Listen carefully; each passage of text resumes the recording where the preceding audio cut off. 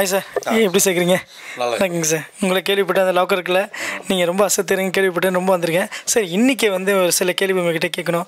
கோயம்புத்தூரில் தொழில் வளர்ச்சி எப்படி இருக்குது? கோயம்புத்தூரை பொறுத்தளவுக்கு வளர்ச்சி தரக்கூடிய இடம்.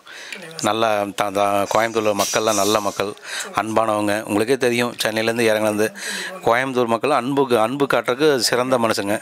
அவங்கள அடிக்கிறதுக்கு ஆளே இருக்க மாட்டாங்க. தொழில் ரீதியாக தொழிலில் நல்லாயிருக்கு. கோயம்புத்தூரை பொறுத்தளவுக்கு தொழில் நல்லாயிருக்கு. தொழில் நல்லா போயிட்டு தான் இருக்குது. ஒன்றும் ஒரு எல்லாம் மோட்டமே இல்லை, எல்லாத்துக்கும் நல்லபடியாக போய்ட்டுருக்கு. இப்போ எனக்கு நல்லா போகுது, மற்றவங்களுக்கு போச்சா இல்லையான்னு கேட்டோம்னா அப்படி சொல்ல முடியாது. எனக்கு இப்போ நல்லாயிருக்கு. என்னமா இருக்கிறவங்களுக்கும் நல்லாயிருக்கும், சிலருக்கு கொஞ்சம் தாழ்வாக இருக்கும். நல்லதாக வரும், நல்லது நடக்கட்டும்.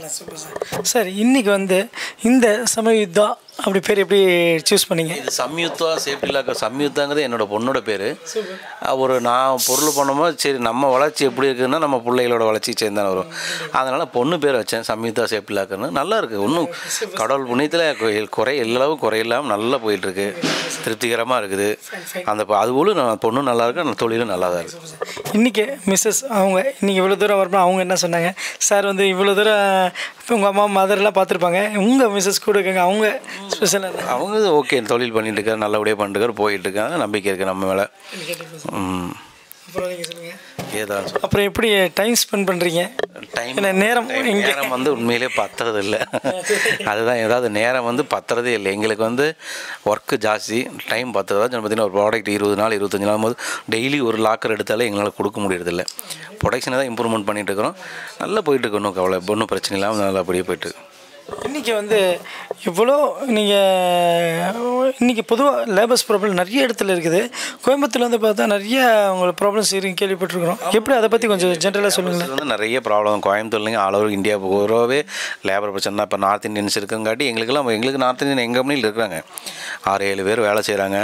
அதனால் எல்லாமே இருக்கிறாங்க. அவங்களும் இல்லைன்னா சிரமம் தான். லேபர் ப்ராப்ளம் எல்லா இடத்துலையும் இருக்குது தான். நீங்கள் என்ன தான் பண்ணினாங்கனாலும் பிரச்சனை தான். இருந்தளவுக்கு நம்ம தட்டி கொடுத்துட்டு போகணும், அவ்வளோதான். நம்ம எதிர்பார்க்குற மாதிரியே எதுவும் நடக்காது. நம்ம அதுக்காக கொஞ்சம் குனிஞ்சு போயிட்டா வேலை முடிஞ்சது, அவ்வளோதான்.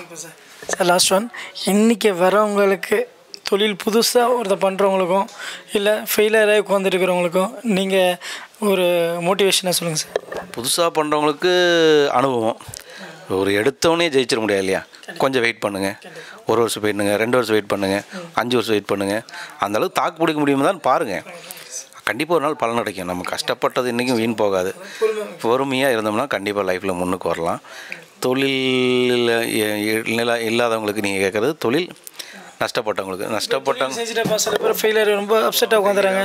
ஃபெயிலியர்லாம் ஒன்றுமே கிடையாதுங்க. நம்ம இதையும் கொண்டு வரலையே, இதையும் கொண்டு வரது இல்லையே. அப்புறம் என்ன, மறுபடியும் உழைங்க, அவ்வளோதான். போராளி மாதிரி தான் நம்ம அது போராடிட்டே தான் இருக்கணும். எப்படி சொல்லணும், இப்போ உட்காந்துட்டோம்னா எல்லா பிரச்சனையும் சால்வ் ஆயிருமா? நடக்காது இல்லையா? நமக்கான சுமைன்னு ஒன்று இருக்கு இல்லையா? நம்ம மேலே சுமை இருக்குது. அந்த சுமையை தீர்க்கணும்னா நம்ம தான் ஓடணும். நம்ம வெற்றிங்கிறத விட நம்ம மேலே உள்ள சுமையை நம்ம தான் தீர்க்கணும். அப்போ நம்ம தான் எந்திரிக்கணும், போகணும். அது இருக்கிறவங்க வந்து என்றைக்குமே வெற்றியாளர் தான். ரொம்ப அருமையாக சொன்னீங்க சார். ரொம்ப நன்றி சார். தேங்க்யூ.